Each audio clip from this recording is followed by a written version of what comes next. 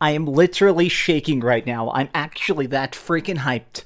I just watched the PlayStation Showcase, which revealed a bunch of new and upcoming PlayStation 5 games, and it was 45 minutes of just complete insanity, including God of War Ragnarok, a new freaking Spiderman, a bunch of gigantic surprises, and I want to talk about it, but let's just do our best to keep our cool.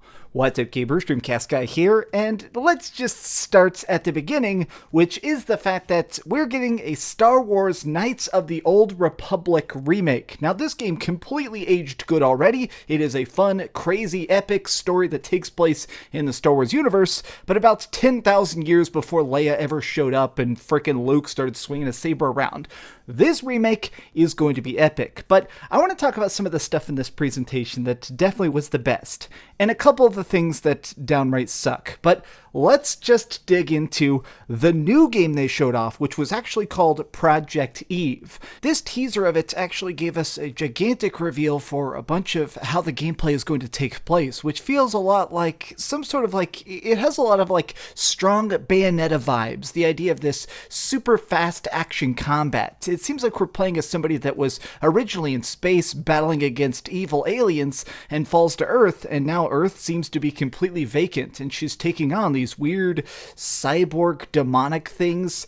The trailer looks fantastic, and also, this is a gigantic breath of fresh air for two separate reasons, which is that I feel like a lot of game companies now are so reliant on established intellectual property. Everything now is a sequel or a reboot or a spin-off. It's cool to see something that's actually brand new. And additionally, let's just face facts, we're kind of used to just tiny teaser trailers now. I don't think it's been so long since I've seen a new game revealed with gameplay in the first trailer. Now let's talk about Tiny Tina's Wonderlands. So we knew this game existed, we saw the logo in the past, but now we actually saw some gameplay of it. And it seems like this is going to be basically in Borderlands. There was that downloadable content that was called Tiny Tina's Escape from Dragon Keep. This seems to be an entire game of that. It's going to basically have the shooting and the looting of Borderlands, but in a completely fantasy setting. Essentially, that means you're going to be trying to do stuff like get gigantic axes and bows and magic and taking on things like dragons and monsters and stuff like that, but for the standard loot. It also seems like it's going to be very self-aware. It seems like it's going to constantly break the fourth wall. You see things like Tiny Tina saying, "A storm rolls in," and then, of course, a storm actually rolls in. This game seems like it's going to be pretty dang quirky. I already like Borderlands a lot, so Borderlands, but merged together with Dungeons & Dragons. Yes, freaking please. Next up, they showed off Forspoken, which we've seen in the past. This is basically going to be some new Square Enix property, but now we know what it's actually about. So this seems like it's this girl who's from our planet, just typical Earth, and she wished for some sort of fantastical escape and somehow gets transported to this fantasy world. In fact, if I had to make a guess, it is a very, very Final Fantasy-esque world. It has magic, it's got teleportation, it looks like there's going to be some sort of strange parkour system, but the story itself seems to be very, very cool. I like the idea of seeing people transported into fantastical landscapes. I kind of appreciate when it's I think, what's the Japanese word? Isekai? Where you see a person who's stuck outside their element and trying to reflect and adapt and survive against all odds. Now, to do this, we now know how she's going to get this magical power. She gets some sort of cursed or magical bracelet that gives her a lot of the powers and abilities she's going to use. This seems great. Forspoken has completely won me over. Did they say a release date? Spring 2022, so I guess we're probably going to be playing this in the next 6 months, which is bonkers because that game looks fan-freaking-tastic. Now, next up was Rainbow Six Extraction. Okay, I don't completely care about this. I think that I'm just not really in the mood for another squad-based shooter, but this one does seem pretty polished. It is Ubisoft. They have enough billions of dollars to do games right.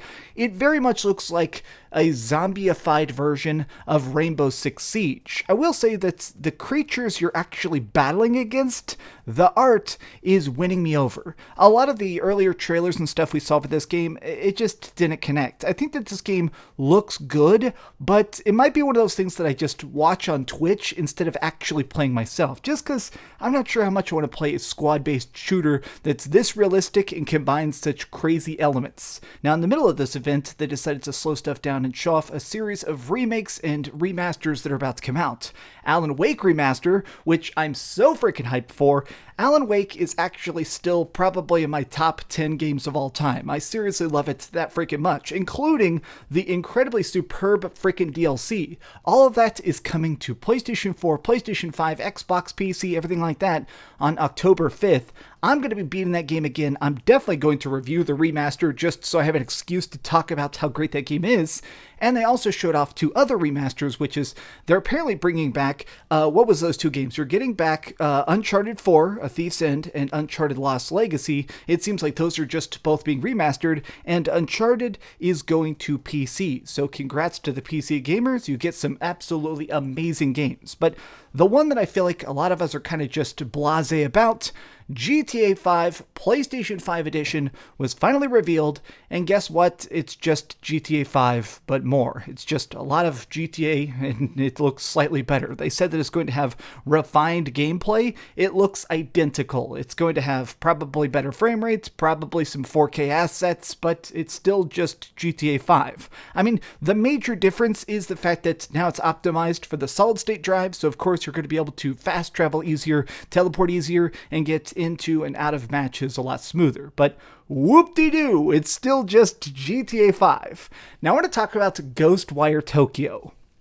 Holy heck. Now you guys probably know this, you've been subscribed for a bit. I'm completely obsessed with The Evil Within 1 and 2. In fact, I actually have multiple copies of them on my shelf because I seriously just love them that much. Well, those were made by people called TangoWorks. This is the new project by TangoWorks. Now we knew that Ghostwire Tokyo was in development and stuff. We'd seen the initial weird 45-second trailer months and months ago. They finally showed us some actual gameplay, and I'm surprised to say this, it seems to be like a horror first-person shooter. All of Japan has been taken over by mythological beasties who have stuff like the ability to eat souls or do crazy abilities and stuff, and our hero has some sort of ability to Hadoken them all to death.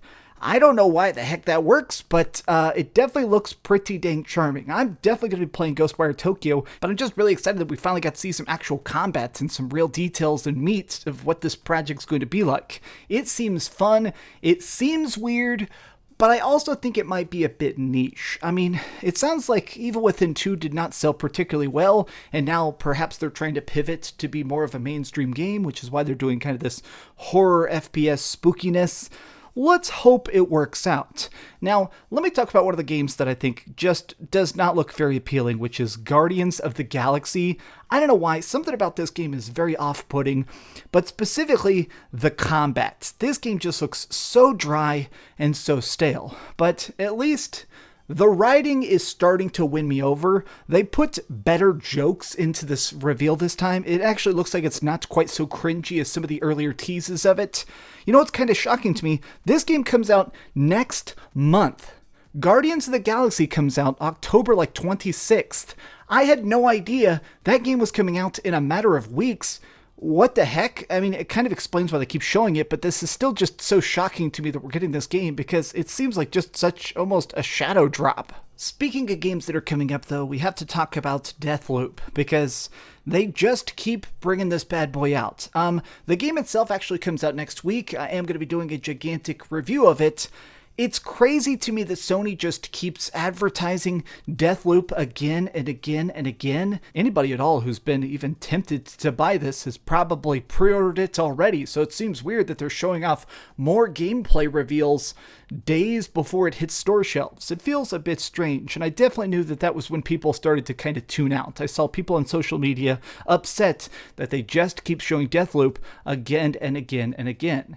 Now, let's talk about Insomniac. In fact, you know what? I'm going to do something here. We're getting ready. This is it. This is time to put on the Venom shirt. Bam, movie magic. All right, it's time to talk about Spider-Man 2.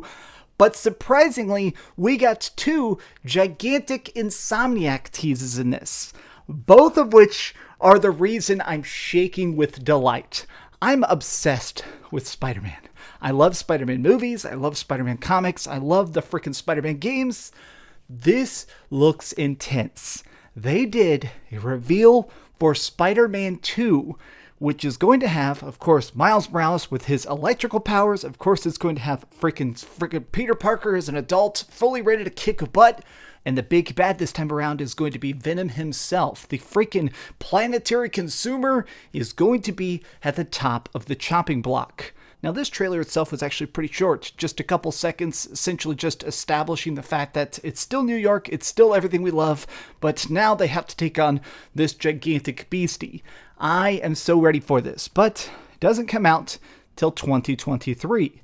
But let's talk about the other Insomniac reveal, and I feel like the thing that's kind of just melting my brain the most, they're doing a Wolverine game. An actual, real freaking Wolverine game. Now, in this teaser trailer, I noticed something. It does just show, like, Wolverine sitting in a bar, everybody's all beat up, and some guy tries to stab him, and you see Wolverine's claws pop out. But if you freeze frame it and zoom in, look, his knuckles are cut up. They actually have blood on them. It seems like his wounds are healing slowly. I think they might be doing the storyline of Old Man Logan when his abilities to heal have started to fade a bit, because I feel like that would raise the tension and add an air of mystery to the game itself if, it's not just super invincible Wolverine who can literally be nuked. Because yes, in the comics at one point, somebody dropped a nuclear bomb on Wolverine and he completely healed. So you can't have somebody this strong in a video game or it would feel very, very dry. Now, the last two games they showed off was Gran Turismo 7, which I don't really care about. I mean, I'll be completely honest. It's cars, they go fast, they go around a track. Graphically, Gran Turismo looks fine. I mean, actually, it's kind of just stellar looking. It seems to be a true hardware pusher to the PlayStation 5. But, whoop-de-doo, it's just racing. They did show us God of War Ragnarok. I've said this before, and I'm gonna say it again. I think God of War is part of the reason that so many people are trying to buy a freaking PlayStation 5. People want to get in on this crazy new reboot of the series itself. Now, God of War Ragnarok, this looks like it takes place a bit in the future, a little bit after the original PlayStation 4 God of War, because Atreus, he looks older, he sounds more mature, he has a bit more of like a teenage voice, but also it seems like they're trying to avoid war with Asgard directly. They talk about living in hiding. Now, I'm not completely clear on this because I only watched the trailer once, but I think they said something along the lines of the fact that they're trying to track down Odin, who may be in hiding or something like that. To maybe help defeat the gods or something. I mean, it's certainly a very interesting concept. There was a line in this trailer that I wrote down because it was so funny, where somebody growls at Kratos, "You seem like a calm and reasonable person." And something about that is so funny to me. The idea of saying God of War, the guy who has a special ability called Spartan Rage, is a calm and reasonable person, is a very funny line. All of this was wall-to-wall fantastic. There were a couple things in here I didn't care about, like some freaking tropical indie game called Tchia. There was also another look at that vampire battle royale game called Blood Hunt. But other than those tiny little lulls, this was 45 minutes jam-packed with the goodness. I do wish we saw Silent Hill, but I think that'll hopefully show up at some point. But either way, this was a very, very fun event. Tell me your thoughts in the comments down below. If you enjoyed this video, please give it a thumbs up, share with your friends, and subscribe if you haven't already. But do me the biggest favor of all, and keep dreaming. Sony! Oh, man. Thanks so much for watching that video. If you want to see something else, you can always click this link to see what I put up last, or, subscribe and see what's coming up next. Also, I promise that whatever I do, it'll try not to suck.